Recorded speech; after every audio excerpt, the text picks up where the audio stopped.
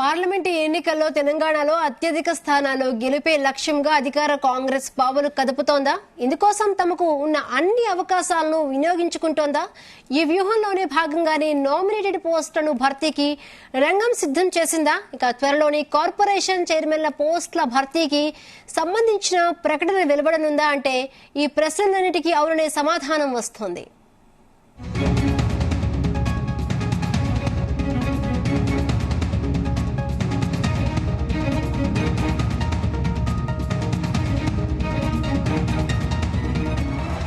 కాంగ్రెస్ 10 ఏళ్ల తర్వాత తెలంగాణలో అధికారంలోకి వచ్చింది. ఇదే ఊపుతో పార్లమెంట్ ఎన్నికల్లోనూ ఎక్కువ సీట్లు గెలిచేందుకు వ్యూహాలు సిద్ధం చేస్తోంది.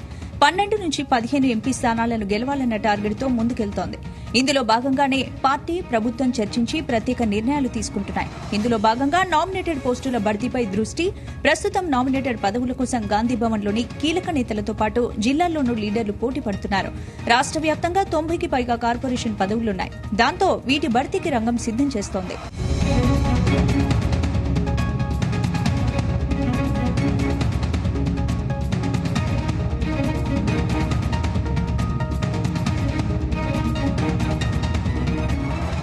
సంక్రాంతిలోపు కొన్ని నామినేటెడ్ పదవులు భర్తీ చేయాలని భావిస్తోంది. ఇలా చేయడం వల్ల ఎంపీ ఎన్నికలకు ముందు పార్టీ ద్వితీయ శ్రేణి క్యాడర్, క్షేత్రస్థాయి లీడర్లలో కొంత జోష్ వస్తుందనేది అధిష్టానం భావిస్తోంది.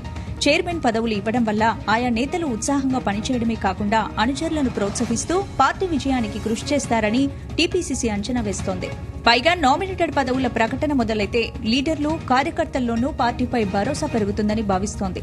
మరోవైపు ఫస్ట్ రౌండ్ లో చైర్మన్ పదవులు పొందలేకపోయిన వాళ్లు గుర్తింపు కోసం మరింత యాక్టివ్ గా పనిచేసే ఛాన్స్ ఉంటుంది.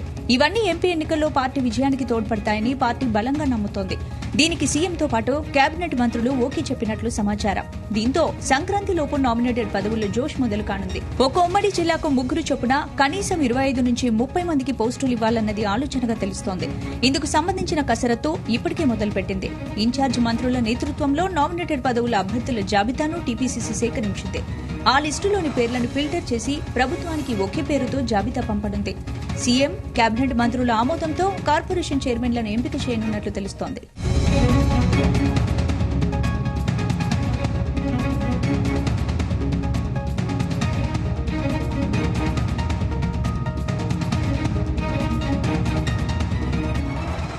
నామినేటెడ్ పోస్టుల్లో కొన్ని కేబినెట్ తో కూడిన చైర్మన్ పదవులున్నాయి. మరికొన్నింటికి లేవు.